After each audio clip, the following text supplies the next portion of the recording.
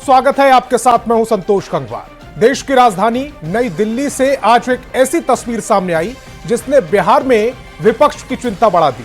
आज संसद परिसर में बिहार एनडीए के 30 सांसदों ने प्रधानमंत्री नरेंद्र मोदी से मुलाकात की और केंद्रीय बजट में बिहार के लिए किए गए प्रावधानों को लेकर प्रधानमंत्री मोदी का आभार जताया। इस दौरान एनडीए सांसदों ने प्रधानमंत्री मोदी को परंपरागत मिथिला पेंटिंग, मखाना, मिथिला पाग और शॉल भेंट की है। इस मौके पर एनडीए के घटक दल के सभी सांसद मौजूद रहे। इस साल के आखिर में बिहार में विधानसभा चुनाव होने वाले हैं और ऐसा माना जा रहा है कि चुनाव से पहले ये एनडीए का शक्ति परीक्षण था। यह बताने की कोशिश की गई कि बिहार में एनडीए एकजुट है, एक साथ है। पहले एक रिपोर्ट देखेंगे, उसके बाद एक चर्चा। गेटवे ऑफ पूर्वांचल है बिहार। आर्थिक सहायता देने के लिए जो काम किए हैं, इसके लिए देश के यशस्वी प्रधानमंत्री को धन्यवाद। प्रधानमंत्री नरेंद्र मोदी के साथ खड़े ये लोग बेहद खास हैं। ये हैं बिहार के सभी 30 एनडीए के सांसद जिन्होंने प्रधानमंत्री नरेंद्र मोदी से मुलाकात की। संसद भवन में पीएम मोदी से मुलाकात करने वालों में जेडीयू, बीजेपी, हम और एलजेपी-आरवी के सांसद शामिल रहे। इन सांसदों ने पीएम मोदी से मुलाकात कर बिहार को बजट में बड़ी सौगात देने के लिए धन्यवाद दिया। प्रधानमंत्री के साथ मुलाकात पर केंद्रीय मंत्री नित्यानंद राय ने कहा कि कैसे देश के विकास के साथ ही बिहार को दुरुस्त किया जाए, विकसित बनाया जाए, इस पर भी चर्चा हुई। बिहार के विकास और बिहार के विरासत को माननीय प्रधानमंत्री जी काफी महत्व देते हैं। तो वहीं जेडीयू सांसद संजय झा कहते हैं कि केंद्रीय बजट में जिस तरह से बिहार के लिए पिटारा खोला गया, उसके लिए पीएम मोदी का धन्यवाद करने के लिए बिहार एनडीए के सांसद मिलने आए थे। बजट में जो ध्यान रखा गया और इससे पहले वाले बजट में भी बिहार के लिए विशेष सहयोग किया गया, उसके लिए सारे लोग जाकर के सारे जो एनडीए के बिहार के सांसद हैं उनकी मुलाकात हुई। दिल्ली में एनडीए सांसदों की मुलाकात पर विपक्षी आरजेडी के नेता तंज कस रहे हैं, सुन लीजिए। 30 माननीय सांसदों ने आदरणीय प्रधानमंत्री जी के साथ तस्वीर खिंचा करके एनडीए की एकजुटता का संदेश देने का प्रयास किया है। बिहार में इसी साल विधानसभा का चुनाव होना है। एनडीए पूरी एकजुटता के साथ मैदान में उतर पड़ा है। सभी पांचों सहयोगी दलों के नेता एक साथ कई जिलों में सभाएं भी कर चुके हैं। एकजुटता का संदेश देकर सत्ता पक्ष अभी से ही विपक्ष पर भारी दिखना चाहता है। न्यूज़ 18 के लिए दिल्ली से अमितेश सिंह के साथ पटना से संजय कुमार की रिपोर्ट। तो डिबेट की शुरुआत करें उससे पहले आज के सवालों पर आते हैं। आज बहस बिहार की में हम पूछेंगे, एनडीए की एकता, विपक्ष को सताए चिंता, प्रधानमंत्री से मुलाकात, 2025 की सियासी बिसात, संसद भवन में एनडीए का क्या शक्ति परीक्षण हुआ है, मुलाकात बहाना, मकसद एकजुटता दिखाना, एनडीए की एकजुटता से क्या विपक्ष परेशान है, परेशानियां उसकी बढ़ने वाली हैं। ये तमाम वो सवाल जो आज डिबेट का हिस्सा रहने वाले। डिबेट की शुरुआत करें उससे पहले मेहमानों से आपका परिचय करा देते हैं। सत्ता पक्ष से हमारे साथ बीजेपी प्रवक्ता डॉक्टर सुहेली मेहता और एलजेपी रामविलास के राष्ट्रीय प्रवक्ता धीरेन्द्र कुमार मुन्ना जी जुड़ रहे हैं। तो वहीं विपक्ष से आरजेडी प्रवक्ता एचजे यादव और कांग्रेस प्रवक्ता ज्ञान रंजन जी जुड़ रहे हैं। मेरा पहला सवाल आरजेडी प्रवक्ता एचजे यादव जी आपसे, संसद परिसर की आज की तस्वीर देखी आपने, प्रधानमंत्री मोदी और बिहार एनडीए के 30 सांसद एक साथ, क्या कहती है तस्वीर? संतोष जी, ये तो सिर्फ तस्वीर है। कहते तो मांझी जी हैं। मांझी जी को 40 सीट बिहार में चाहिए, उसकी प्रेशर पॉलिटिक्स कह रहे हैं। कहते तो बिहार की जनता है। इस तस्वीर में मांझी जी भी है। बीजेपी जो है वो नीतीश कुमार जी को एक खिलौना बना करके रख दिए हैं। और कहती तो जनता ये भी है कि चिराग पासवान जी को किस तरह से बीजेपी इस्तेमाल करेगी, या चिराग पासवान जी की आदत है प्रेशर पॉलिटिक्स करने की, समय दे करके वो प्रेशर पॉलिटिक्स शुरू करेंगे। इसलिए वो मात्र एक तस्वीर थी। कुछ दिन पहले अभी मांझी जी के मुद्दे पे हम लोग डिबेट में आए थे, किस तरह से वो 40 सीट की डिमांड कर रहे थे, किस तरह से वो संतुष्ट नहीं है एनडीए में, वो दिखाया जा रहा था। तो ये तो मात्र तस्वीर है, असलियत तो कुछ और है, जो कि हम लोग सब जानते हैं। इसलिए हमारी कोई चिंता नहीं है, एनडीए एक साथ रहे, बिहार का काम करे, बिहार को आगे लेकर के चले, इससे अच्छी बात क्या हो सकती है। लेकिन एनडीए एक साथ नहीं है, एनडीए एक साथ नहीं है। बीजेपी प्रवक्ता मेरे साथ सुहेली मेहता जी हैं। ये जो तस्वीर आज खिंची है, ये शक्ति प्रदर्शन करने की जरूरत क्यों पड़ी? नहीं, इसमें शक्ति प्रदर्शन की जरूरत नहीं है। देखिए, लोकतंत्र में जनता अगर किसी पर भरोसा करती है, पूरे देश में जनता ने आदरणीय नरेंद्र मोदी जी पर भरोसा किया, बिहार में आदरणीय नीतीश कुमार जी पर भरोसा किया, तो स्वाभाविक सी बात है। और एनडीए की एकता ये कोई नई चीज नहीं है। एनडीए हम सबका पिछले 25 साल से एनडीए की सरकार, एनडीए एकजुट होकर बिहार में है, और पिछले 20 साल से एनडीए की सरकार बिहार में चल रही है। और जिस तरह से बिहार का विकास हो रहा है, जनता संतुष्ट है, इसलिए जनता ने बार बार भरोसा किया आदरणीय नीतीश कुमार जी पर। और जब से नरेंद्र मोदी जी देश के प्रधानमंत्री बने हैं, तो लगातार जनता ने तीसरी बार नरेंद्र मोदी जी को देश के लिए मुकुट पहनाया। और ये भरोसा स्वाभाविक सी बात है, नेताओं के लिए जायज है कि वो जनता ने जिस तरह से भरोसा किया है, तो जनता को भी ये नेताओं ने भरोसा दिया कि जिस तरह से हम एकजुट होकर और पूरे बिहार की सेवा के लिए तत्पर हैं। और आदरणीय नरेंद्र मोदी जी के नेतृत्व में केंद्र सरकार में जो बजट में प्रावधान किया गया है बिहार के लिए, चाहे वो उद्योग का मामला हो, युवा का मामला हो, किसान का मामला हो, बुजुर्ग का मामला हो, सभी, चाहे रेलवे का मामला हो, एयरपोर्ट के एक्सपेंशन का मामला हो, आईआईटी के एक्सपेंशन का मामला हो, तो सभी क्षेत्रों में आदरणीय प्रधानमंत्री जी के नेतृत्व में बिहार के विकास के लिए जो पिटारा खोला गया है, तो ये स्वाभाविक सी बात है कि बिहार की जनता को भरोसा होगा। और नेता जो है जनता के कसौटी पर खरा उतरेंगे, इस चीज का अगर संदेश दे रहे हैं, जनता को विश्वास दिला रहे हैं, तो इसमें विपक्ष को चिंता करने की जरूरत क्या है, घबराने की जरूरत नहीं है। विपक्ष हमेशा विपक्ष में ही रहेंगे। वो ये कह रहे हैं कि आप अच्छा काम नहीं, करें, तो ये तो जो औकलाहट है, नहीं पड़ती। अभी जो आरजेडी के प्रवक्ता ने पिछले कई बातों को कहा, तो यही तो अकुलाहट समझ में आ रही है और इनकी चिंता नजर आ रही है कि हमारी एकता के कारण ये लोग बहुत चिंतित हैं। ठीक है, ज्ञान रंजन जी, क्या ये तस्वीर विपक्ष के लिए, आपके लिए, आरजेडी के लिए परेशानी का सबब है? नहीं संतोष जी, क्यों परेशानी? भाई फोटो खिंचा रहे हैं ये लोग, तो फोटो जीवी है, कैमरा जीवी, फोटो जीवी, फोटो ऑफ, ये तो अपॉर्चुनिटी क्रिएट करते रहते हैं। लेकिन इनसे क्या मतलब है? आइए, जिस मुद्दे पे आज आप बात कर रहे हैं, विकास की बात अभी प्रवक्ता कर रही थी जेडी की, तो मैं बता देता हूं, नीति आयोग जो इस बार बिहार के 3 मंत्री हैं, उसके सदस्य, उस नीति आयोग में जो टिकाऊ विकास सूचांक है, मतलब विकास डेवलपमेंट का जो सीरीज नंबर है, बिहार का 57 पोजीशन है।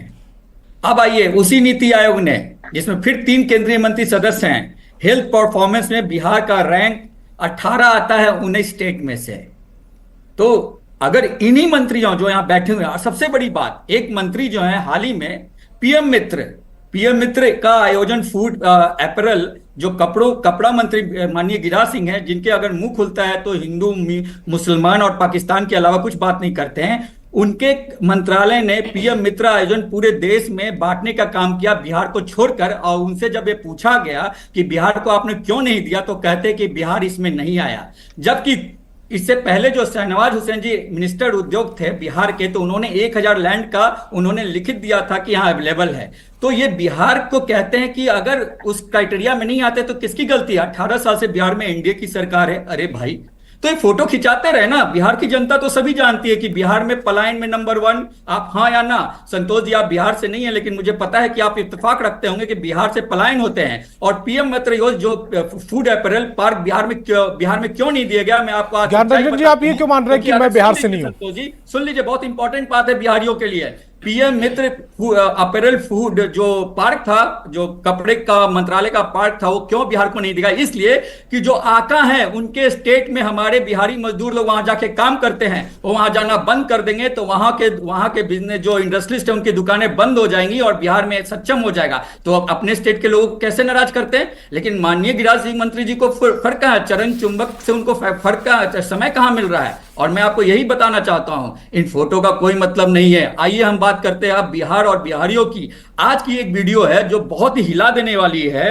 आपको मैं बताना चाहता हूं कि आप ये देखिए, और जिस तरह से मुझे तो बहुत अजीब सा लगा कि जिस तरह से बिहार की ये बात कह रहे हैं, बिहार में मुजफ्फरपुर में कांटी थाने का मामला, जहां हाजत में मार पीट के उसको हत्या कर दी जाती है, मार पीट के। ज्ञानरंजन जी, इस पर आपका रिएक्शन चला था और ये खबर हमने कल से चला रहे हैं। बिल्कुल। तो सोचिए, ये तो बिहार है और ये लोग फोटो खिंचा रहे हैं। एक मंत्री जो है, मान लीजिए मांझी जी एमएसएमई के मंत्री, कितनी इंडस्ट्री यहां पे ले आए। फूड प्रोसेसिंग, फूड मंत्री है चिराग जी, क्या लाया उन्होंने? एक इंडस्ट्रीज नेशनल लेवल का बताइए जो कि उन्होंने लेके आया है। ठीक है, एलजेपी रामविलास के प्रवक्ता धीरेन्द्र कुमार मुन्ना जी भी हैं, उनको भी चर्चाओं में लेकर आते हैं ज्ञानरंजन जी। संतोष जी 30 सेकंड। हाँ, ठीक है। बिहार की जनता ये जान गई है कि बिहार में पलायन, बेरोजगारी, महंगाई और बिहार में भ्रष्टाचार, लॉ एंड ऑर्डर सब डिसऑर्डर हो गया है। मुख्यमंत्री जी पता नहीं किस स्थिति में है कि उनको ये सारी चीजें दिख नहीं रहे हैं। ये सच है कि वो मंत्राओं से घिरे पड़े हैं और बिहार की जनता ये समझ चुकी है। और आने वाले समय में युवा सरकार महागठबंधन की ओर उम्मीद लगा के बैठी है, जो दवाई, कमाई, पढ़ाई लिखाई, रोजगार और किसानों की बात करती है और जो लॉ एंड ऑर्डर ठीक करने की बात करती है। 2025 में महागठबंधन की सरकार बनना तय है। और यही कड़ी में हमारे नेता राहुल गांधी जी बार आप देखेंगे कि 18 दिन से कम समय में 2 बार बिहार आ चुके हैं, जहां वो आर्थिक खाई है उसको भरने की कोशिश कर रहे हैं, सामाजिक खाई है उसको भरने की कोशिश कर रहे हैं। उसको लेकर मैं सवाल पूछूंगा आपसे, बांधने की कोशिश कर रहे हैं। उसको लेकर सवाल पूछूंगा आपसे ज्ञानरंजन जी, लेकिन संतोष जी एक शिकायत है मुझे आपसे। मैं बिहार के लिए काम करता हूं, बिहार का खाता हूं, बिहार के लिए जी रहा हूं, बिहार के लिए सवाल उठा रहा हूं, तो मैं भी बिहार से ही हूं। संतोष जी, मैं इस पे सवाल नहीं उठा रहा हूं, मैं बोल रहा हूं कि इत्तेफाक नहीं रखते होंगे। एक होता है ना कभी-कभी चीजें। मैं आपको क्लियर कर रहा था, मुझे आपसे करता हूं। ठीक है, मैंने आपको क्लियर किया। मुझे वो उसमें कोई प्रॉब्लम नहीं है। आप हैं बिहार की बात, बिहार की बहस कर रहे हैं, आपको सलाम। लेकिन मैं उस पे सवाल नहीं उठा रहा था, मैं इत्तेफाक कर रहा था कि बिहार की जो मुद्दे हैं, जमीनी मुद्दे, क्या होता है ना कि जब हम जन्म लेते हैं और यहाँ कर्म करते हैं तो एक छोटी-छोटी चीजें गली की बात होती है। मैं 24 घंटे इस समय बिहार के चैनल में काम कर रहा हूं, तो मेरे पास हर एक तस्वीर, हर एक खबर आती है। संतोष जी बिल्कुल, धीरेन्द्र जी का रुख करूंगा मैं आपके लिए। संतोष जी, आप जो डिबेट भी करा रहे हैं ना, बहुत अच्छी बात है, लेकिन इस जो फोटो है उसकी सच्चाई बताइए लोगों को कि ठीक है, इतने बड़े मंत्रालय इनके पास है और बिहार में इसीलिए मैंने आपको इनवाइट किया था ज्ञानरंजन जी। आप अपना पक्ष रखेंगे। धीरेन्द्र जी, दो आरोप है आप पर। पहला तो ये कि आपका एनडीए इस्तेमाल करती है, दूसरा ये कि एनडीए सरकार बिहार के साथ सौतेला व्यवहार करती है, और वजह है ज्ञानरंजन जी ने बताई है। ज्ञानरंजन जी कैसे कह रहे हैं कि बिहार में विकास नहीं हुआ है? पता नहीं, झूठ बोलने की भी एक सीमा है। और अभी हमारे मंत्री आदरणीय चिराग पासवान जी के डिपार्टमेंट, मेरे पे इल्जाम नहीं लगा है, मैंने नीति आयोग को कोट किया है। उन्होंने नीति आयोग को भी कोट किया, उन्होंने गिरिराज सिंह के मैटर को भी उठाया जो उन्होंने बिहार के लिए नहीं किया। नीति आयोग पे कोट किया। ज्ञानरंजन जी, धीरेन्द्र जी का टर्न है, उन्हें बोलने दीजिए, मैं दोबारा से मौका दूंगा आपको। नहीं ना करे, ये झूठ बोल रहे हैं, कह रहे हैं कि ज्ञानरंजन जी झूठ बोल रहे हैं। मैं झूठ नहीं बोल रहा हूँ, नीति आयोग का रिपोर्ट है, ये कैसे कह सकते कि मैं झूठ बोल रहा हूँ? आप बिल्कुल झूठ बोल रहे हैं। अभी 2 महीना पहले संतोष जी, मैं डिबेट नहीं चलने दूंगा, इनसे माफी मंगवाइए। मैं झूठ नहीं बोल रहा हूँ, नीति आयोग का रिपोर्ट है। या तो ये मोदी जी को झूठा बोल रहे हैं, ये तो मोदी जी को झूठा बोल रहे हैं, या चिराग पासवान को झूठा बोल रहे हैं। इनसे पूछिए किसको झूठ बोल रहे हैं। आप आदत वही लगा लिए, झूठा बोल रहे हैं या ज्ञानरंजन जी, एक बात कंप्लीट होने दीजिए। नहीं, ये अभी शुरुआत हुई है, वो क्या कहना चाह रहे हैं वो समझ तो लें। झूठा बोल रहे हैं या चिराग पासवान को झूठा बोल रहे हैं। मैं इसके बाद आपको मौका दूंगा। झूठा आरोप लगा, अगर वो कुछ भी झूठ बोल रहे होंगे तो मैं आपके पास आऊंगा, आपको खंडन करने का मौका दूंगा। लेकिन आप बात कंप्लीट नहीं करने देंगे तो फिर डिबेट आगे कैसे बढ़ेगी? संतोष जी, मैं तो नीति आयोग की रिपोर्ट कोट किया ना, ये कैसे बोल सकते कि क्या जो बोला मैं उसी का जवाब दे रहा हूं। अगर ये ऐसा बोल रहे हैं तो मोदी सरकार को झूठा बोल रहे हैं, तो मोदी सरकार झूठा है या नहीं इनके नजर में? ठीक है, जवाब ले लें ज्ञानरंजन जी, जवाब ले लें इनके नजर में। ये क्लियर करें। ज्ञानरंजन जी, केवल संगत का असर आपको भी दिख रहा है, मैं तो आपको अच्छा समझता था। लेकिन आपका जो पार्टनरशिप चल रहा है आरजेडी के साथ में, वो आप पर भी हावी हो गया। देखिए, इस तरह से बिहार में 2 बजटों से लगातार आदरणीय प्रधानमंत्री जी बिहार के ऊपर में विशेष ध्यान रख करके और देश के बाकी अन्य राज्यों के जैसा बिहार को भी ऊपर लाने का काम कर रहे हैं। इससे इन लोगों में बेचैनी हो रही है। विपक्ष में देखिए ना, हमारे यहाँ एकता प्रखंड से लेकर के जिला स्तर से लेकर प्रदेश स्तर से लेकर राष्ट्रीय स्तर पर भी देखने को मिल रहा है। जब हमारे जिलों में सम्मेलन हो रहे हैं सभी एनडीए घटक दलों के नेताओं के, कार्यकर्ताओं के, प्रदेश के 5 प्रदेश अध्यक्ष घूम रहे हैं जिले जिले में, और आज आभार प्रकट करने के लिए अगर सदन में बिहार के सभी 30 सांसद वहां पे इकट्ठा होकर आभार जताते हैं तो भी बिहार की भलाई ये नहीं देख सकते हैं। उसमें कोई व्यक्तिगत हित नहीं है। और बिहार की बात अभी कह रहे थे कि पिछड़ रहा है, सबसे पहले मैं तो राजद से ज्यादा दोषी मानता हूं कांग्रेस को, क्योंकि थोड़ी सी अपनी भ्रष्टाचार को अगर ये छोड़ देते, लालू प्रसाद जी का साथ छोड़ देते, तो आज बिहार 30 साल पीछे नहीं गया होता। बिहार जो भी इतना पीछे रहा, जितना राजद जिम्मेवार है उससे ज्यादा जिम्मेवार कांग्रेस रहा है। और मैं बताता हूं कि बिहार में क्या नहीं मिला। नेफ्टेम की स्थापना हुई, मखाना बोर्ड बना, एमएसएमई में 2 टूल्स रूम बना, उसके बाद आप हमको, अरे आप सुनिए तो सही, उसके बाद मत्स्य पालन के लिए इतना बड़ा सब्सिडी दिया गया। तो सारे विभाग में तो शासन देखेंगे बिहार में, अगर कांग्रेस कुछ नहीं है भाई। और सबसे बड़ी बात है कि एकता की बात, यहाँ निरंजन जी, आपने कहा एकता है? आपके कांग्रेस के राहुल गांधी जी को तो एक करके लोग छोड़ रहे हैं। दिल्ली के अंदर में छोड़ा गया, उत्तर प्रदेश में आपको छोड़ा गया, बिहार में आदरणीय तेजस्वी और लालू आपको आईना दिखा रहे हैं। आपकी हैसियत अब यही रह गई है। आपको चरण वंदना करने के अलावा और चमड़ा फैक्ट्री होती थी जहां से कराइए। आपके समय में सिर्फ और सिर्फ नरसंहार हुआ। बिहार में नरसंहार में आपने सहयोग किया है राष्ट्रीय जनता दल। इसके अलावा कांग्रेस की कोई लोग है। बिहार में भ्रष्टाचार, बिहार में चारा घोटाला। ठीक है, अपने टर्न पर अपनी बात को कंप्लीट करें। मैं बीजेपी प्रवक्ता की तरफ जाता हूं।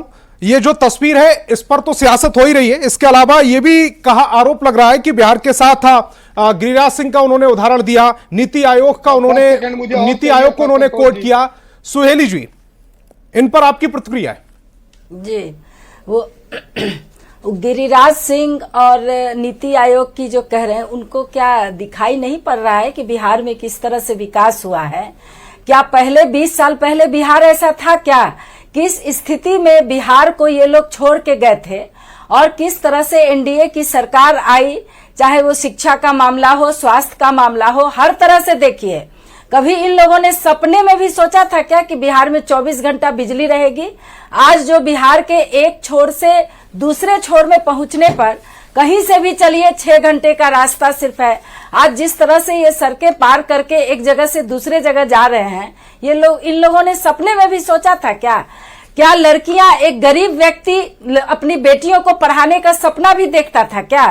क्या बेटियां अच्छे कपड़े पहनकर जा रही हैं, साइकिल चलाकर स्कूल जा रही हैं, इसका सपना इन्होंने देखा था क्या? बिहार में आईआईटी भी अब कई जगह खुले हैं, इसका भी सपना इन्होंने देखा था क्या? कई medical college, IIT, BIT, airport, इतने जगह खुले। तो इन सब चीज को देख के क्या इनको विकास नजर नहीं आ रहा है? जिस तरह से भारत के पटल पर इन लोगों ने बिहार का नाम कलंकित किया था, क्या आज बिहार कलंकित है क्या? आज बिहार का व्यक्ति अगर भारत के किसी भी जगह जाता है, विदेशों में भी जाता है, तो बिहार का नाम रोशन करके आता है। और इन लोगों के मुंह से ये सब शोभा नहीं देता है संतोष जी, ये सरकार क्या काम कर रही है और इनकी सरकार क्या काम करती है। इसलिए कुछ इनको देखना भी चाहिए। सिर्फ नीति आयोग के रिपोर्ट और एक मंत्री के कहने पर ये विकास को आंक रहे हैं, ये चीज सोचने और समझने की जरूरत है। अगर किसी को एहसास नहीं हो रहा है कि बिहार में क्या हो रहा है, तब तो इनके विजन को सोचना पड़ेगा, इनके सोच पर सोचना पड़ेगा कि इनकी मानसिक स्थिति क्या है। मैं बताती हूँ संतोष जी, वाकई कुछ ऐसी बातें हैं जो बिहार के लोगों ने सपना में नहीं सोचा होगा। कभी हम लोगों ने सपना में नहीं सोचा था कि एक पैरेलल इकोनॉमी जहरीली शराब बेच करके खड़ी होगी, जिसमें हजारों लोग मरेंगे, हजारों लाखों महिलाएं विधवा होगी। ये हम लोगों ने कभी नहीं सोचा था। ये किसका देन है? तो माननीय मुख्यमंत्री ये तो इन्होंने तो शराबबंदी की, आप तो शराबबंदी जो जहरीली शराब का कारोबार चला तरफ से कानूनी बैन लगा हुआ है, ये इनको पता नहीं जितना है। पलायन जितना बढ़ा है ये किसी ने नहीं सोचा होगा। शराबबंदी आपने मांग की थी और मजदूरी करने बाहर जा रहे पलायन को आप क्यों नहीं रोक रहे हैं? पलायन जी का मुद्दा ज्ञान रंजन जी ने उठाया था, मैंने सवाल भी पूछा। दूसरी बात 17 महीने में जो तेजस्वी प्रसाद यादव जी ने 5.5 लाख सरकारी नौकरी दी, ये बीजेपी सोची होगी, तेजस्वी यादव ने दी होगी। हमारे ठीक है, मेरे पास समय की कमी है। 1 मिनट धीरेन्द्र जी आपका, 1 मिनट आखिरी ज्ञान रंजन जी आपका, पहले 1 मिनट धीरेन्द्र जी आप कह रहे हैं कि हमने 17 महीने में दिया। सामाजिक न्याय की बात कीजिए, सोशल जस्टिस की बात कीजिए, जो आपके लोग सवाल उठाए, धीरेन्द्र जी से जवाब धीरेन्द्र जी कैसे आपके समय में अपहरण लड़कियों की लिए जाते थे, शाम के बाद कोई लड़की निकलती थी क्या? आज बिहार में, आज बिहार में लड़कियां बालिका मंत्री 35 से 25 के नीचे आ गया था, और ये लोग कह रहे हैं कि पलायन यहाँ से बिहार से हुआ है। ठीक है, मेरे पास आखिरी 1 मिनट है, ज्ञान रंजन जी आपका। देखिए संतोष जी, बहुत गंभीर मुद्दा है। मैं एक बात बताता चाहता हूं कि जिस आईआईटी की बात कर रहे हैं वो आईआईटी यूपी टाइम के टाइम खुली थी और उसका एक्सपेंशन सिर्फ हॉस्टल का हो रहा है, नंबर ऑफ सीट्स का जितने भी विकास हुए हैं अब तो ये क्रेडिट लेना चाहेंगे। सबसे ज्यादा हुआ है। आप सुनिए बात को, वही कह रहे हैं कि जितना भी विकास हुआ है, जिस कारोबार की एजिया जी कह रही है कि 17 महीने में तेजस्वी यादव ने नौकरी मिल दी। आप कांग्रेस में आईआईटी खोल दिया, अरे सोचा भी था क्या? समय की कमी है, ज्ञान रंजन जी को ये में सबके पास हुआ है 17 महीने में, और जो एनडीए सरकार ने सिद्ध किया देखिए संतोष जी, बिहार में विकास का उसी 17 महीनों में ही बिहार का मर्म और दर्द ये लोग नहीं। ठीक है, मेरे पास समय की कमी है, इस डिबेट को मुझे यही खत्म करना पड़ेगा। लेकिन पलायन का मुद्दा एक उठा है, लेकिन इस पर जवाब यह भी बनता है कि अगर 2 बार के बजट में लगातार बिहार का ख्याल रखा जा रहा है तो इस समस्या से निजात पाने के लिए ही प्रधानमंत्री नरेंद्र मोदी और एनडीए की सरकार सोच रही है, और इसीलिए इस बार 5 सौगातें बिहार को बजट में दी गई। बहस बिहार की मैं फिलहाल इतना ही। आप देखते रहिए न्यूज़ 18 बिहार।